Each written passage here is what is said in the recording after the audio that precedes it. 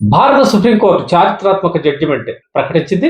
ఇటీవల ముంబైలో 2024లో జరిగిన ఒక WM Khan hit and run కేసులో మిహిర్ రాజేష్ షా దాఖలు చేసిన అప్పీల్ సందర్భంగా సుప్రీంకోర్టు ఏ క్రిమినల్ కేసులో అయినా సరే నిందితుడిని అరెస్ట్ చేసే ముందు కనీసం 2 గంటల ముందుగా స్థానిక భాషలో, అంటే అతనికి అర్థమయ్యే భాషలో ఎందుకు అరెస్ట్ చేస్తున్నామో కారణాలు తెలియజేయాల్సిందేనని, లేకపోతే అటువంటి రిమాండ్ తిరస్కరించవచ్చని స్పష్టంగా తెలియజేసింది. ఇది రాజ్యాంగం 22(1) అధికరణలో స్పష్టంగా ఉందని, ఇది లాంఛనప్రాయం కాదని, వ్యక్తి స్వేచ్ఛకు రాజ్యాంగం ఇచ్చిన హామీ అని జస్టిస్ బిఆర్ గవాయ్, జస్టిస్ అగస్టిన్ జార్జ్ మహిసీస్ తో కూడిన ధర్మాసనం ఈ జడ్జిమెంట్ ఇచ్చింది. 52 పేజీల ఈ జడ్జిమెంట్ ని అన్ని రాష్ట్రాల హైకోర్టు రిజిస్ట్రార్ జనరల్కు, రాష్ట్ర ప్రభుత్వాలు, కేంద్ర పాలిత ప్రభుత్వాల ప్రధాన కార్యదర్శులకు కూడా పంపించాలని రిజిస్ట్రార్ ని ఆదేశించింది. జడ్జిమెంట్ మనం ఒకసారి పరిశీలిస్తే, దేశంలో పోలీస్ కేసుల్లో మెజారిటీ భాగం తప్పుడు కేసులే అని చెప్పాల్సి ఉంది. పోలీసులు పెట్టే కేసులు ఏ విధమై అయినా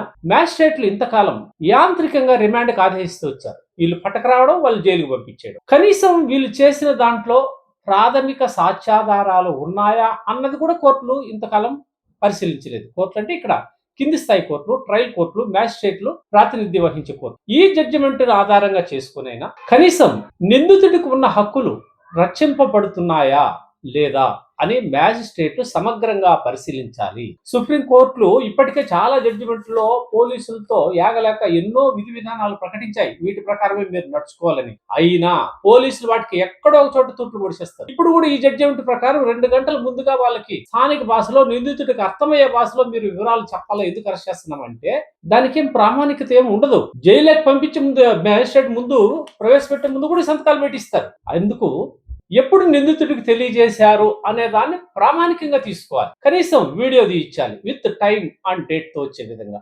అలాంటప్పుడే మ్యాజిస్ట్రేట్ రిమాండ్కి ఆదేశించాలి. లేదంటే వీళ్ళని బెయిల్ మీద విడుదల చేసేదానికి ఖచ్చితంగా సుప్రీంకోర్టు జడ్జిమెంట్ అంటే ఇది బైండింగ్, చట్టంతో సమానం. అన్ని కోర్టులు దీన్ని ఫాలో కావాల్సింది. ఫాలో కానప్పుడు ఈ మ్యాజిస్ట్రేట్ల మీద చర్యలు తీసుకోవాల్సిన అవసరం కూడా చాలా ఉంది. ఎందుకంటే ఈ ఫిల్టరింగ్, ఈ విధానం ద్వారా అమాయకులైన చాలా మంది మీద పెట్టే తప్పుడు కేసులను అడ్డుకోవడానికైనా, వాళ్ళ ప్రాథమిక హక్కులను రక్షించేదానికైనా అవకాశం కలుగుతుంది. కాబట్టి దేశంలోని కింది స్థాయిలో ఉన్న మ్యాజిస్ట్రేట్లు, ట్రయల్ కోర్టు న్యాయమూర్తులు ఈ జడ్జిమెంట్ ని తూచా తప్పకుండా పాటించి తప్పుడు కేసులను అడ్డుకునే విధంగా, నిందితుల్ని హక్కులను కాపాడే విధంగా, తీవ్రమైన కేసుల్లో మీరు ఎలా వ్యవహరించినా ఎవరు పట్టించుకోరు. సామాన్యుల మీద పెట్టే తప్పుడు కేసుల్లో కూడా యాంత్రికంగా రిమాండ్కి ఆదేశిస్తే తీవ్రమైన వాళ్ళ హక్కులకి భంగం కలుగుతుంది. కాబట్టి ఈ జడ్జిమెంట్ తూచా తప్పకుండా మ్యాజిస్ట్రేట్లు అనుసరించాలని ప్రజలంతా కోరుకుంటున్నారు.